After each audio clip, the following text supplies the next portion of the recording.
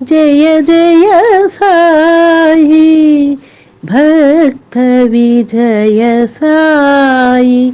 అభయ సాయి సేవక హృదయ సాయి శ్రీ సాయి మహిమలు చూసి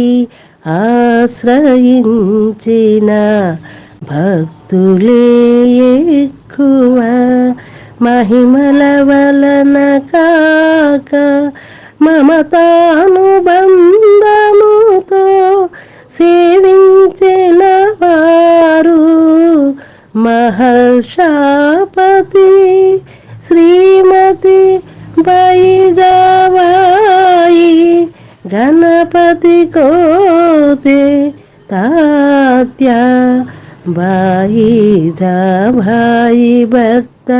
గణపతి కోతే భూస్వామి ధనవంతుడు వీరి కుమారుడు తాత్యా కోతే బాబాను మామ అని పిలుచువాడు చాలా చనువుగా ఇద్దరు కలిసి ఆడుకునేవారు అదృష్టము భాగ్యము తాత్యాకే దక్కింది అన్నం పరబ్రహ్మ స్వరూపం అన్న సత్యాన్ని నమ్మి ఇంటికి వచ్చిన అతిథులకు బంధువులకు ప్రేమతో వండి వడ్డించేది సాయిబాబాగా ప్రకటమైన తొలినాళ్ళలో గ్రామ ప్రజలకు శ్రీ సాయి ఒక పిచ్చి పకీరు సామాన్య భిక్షకుడు మాత్రమే సాయి మహిమలు ప్రకటము కాని రోజుల్లోనే ఒకనాడు మొదటిసారిగా గణపతి కోతే పాటిల్ భార్యతో కలిసి సాయి వద్దకు వెళ్ళారు సాయి వారిని ఆదరించి బైజాబాయి నా సోదరి అని చెప్పారు బైజాబాయి మొదటి దర్శనంలోనే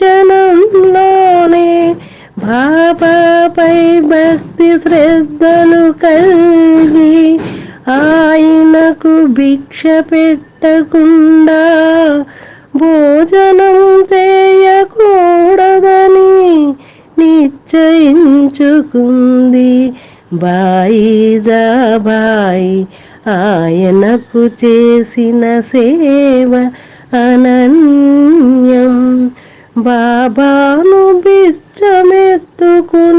పిచ్చి పకీరు